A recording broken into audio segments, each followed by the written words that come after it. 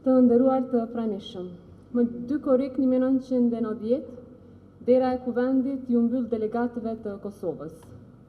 Pamja asaj dite nis me dyert të mbyllura, me polici para kuvendit, me delegat jashtë sallës dhe me një pushtet që pasi ja kishte marrë Kosovës autonomin kërkonte t'ja merrte edhe zërin politik. Por mandati vjen nga populli dhe a ditë delegatët e Kosovës e dëshmuan këtë duke folur në emër të Kosovës edhe jashtë sallës së kuvendit. Packen nuk mund të kuptohet drejt dy koriku. Regjimi mendonte se kishte ndalur një mbledhje të kuvendit, ndërkaq kishte lënë pas një pamje që Kosova nuk do të harronte kurrë.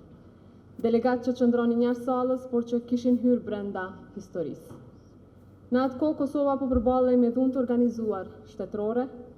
Ajo nuk shihej vetëm në dhunën që ushtroi nga policia atëhershme, por edhe në goditje mbi institucionet, mbi shkollat, punën, gjuhën dhe vetë drejtën e shqiptarëve të Kosovës për të vendosur për veten. Serbia synonte më shumë se qeverisjen e Kosovës, synonte ta linte pa zë politik dhe pa mundësi që të shfaqej si subjekt më vete. Kundër kësaj u ngrit deklarata kushtetuese e dy korrikut. Kosova asaj kohe kishte shumë pak hapësirë, por kishte njerëz që dinin ta përdornin edhe atë pak hapësirë me mençuri dhe me guxim. Në mesin e tyre ishin delegatë që e miratuan deklaratën, njerëzit që e hartuan dhe e mbështetën, si dhe të gjithë ata që e kuptuan se politika e Kosovës duhet të fliste me gjuhën e së drejtës e jo me gjuhën e nënshtrimit.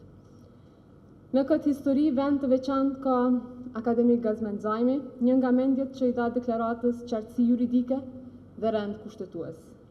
Teksti dy korrikut kishte 5 pika dhe secila prej tyre shtynte Kosovën jashtë pozitës së imponuar nga Serbia.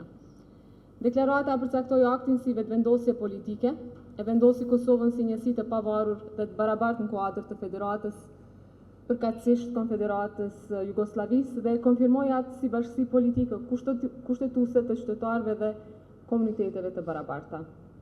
Ajo refuzoi amandamentet e Serbisë të vitit 1989 dhe vendosi që kuvendi dhe bashkësia politike që përfaqësonte të emërtoheshin publikisht vetëm si Kosovë. Kur Muharrem Shabani lexoi deklaratën para ndërtesës së kuvendit, Kosova artikuloi publikisht qëndrimin e saj politik. Kosova nuk pranoi të trajtohej si krahinë e nënshtruar, por kërkoi që të njihej si njësi e pavarur dhe e barabartë. Pas dy korrikut erdhi 7 shtatori, kushtetuta e Kaçanikut, pastaj referendumi për pavarësi dhe gjithë organizimi i viteve të 90-ta.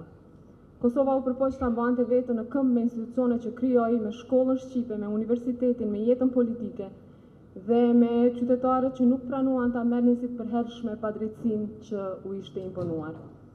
Rruga politike e viteve 90 mori kuptimin e saj të plot me ushtrinë çlirimtare të Kosovës. UÇK-ja mori mbi vete barën më të rëndë të historisë sonë të re, luftën për çlirimin e vendit. Sakrifica e dëshmorëve, qëndresa e luftarëve, dhuna mbi civilët, dëbimi masiv dhe spastrimi etnik e bën të qartë para botës se Kosova nuk po kërkonte privilegj politik, por liri nga shtypja dhe dhuna e organizuar shtetërore. Pas luftës çlirimtare të UÇK-s dhe ndërhyrjes së aleatëve tanë, Kosova hyri në një fazë të re politike. Më 17 shkurt 2008 ajo shpalli Republikën e saj si shtet pavarur, sovran dhe demokratik. Ajo ditë e bulosi para botës një kërkesë që ishte formuluar shumë herët, në vendime politike, në akte kushtetuese, në organizim, në luftë dhe në sakrificë. Për këtë arsye, dy korriku nuk mund të mbetet në margjin të kësaj historie. Ajo është çasti kur Kosova foli në emër të vetës dhe refuzoi që Serbia të vendoste për të.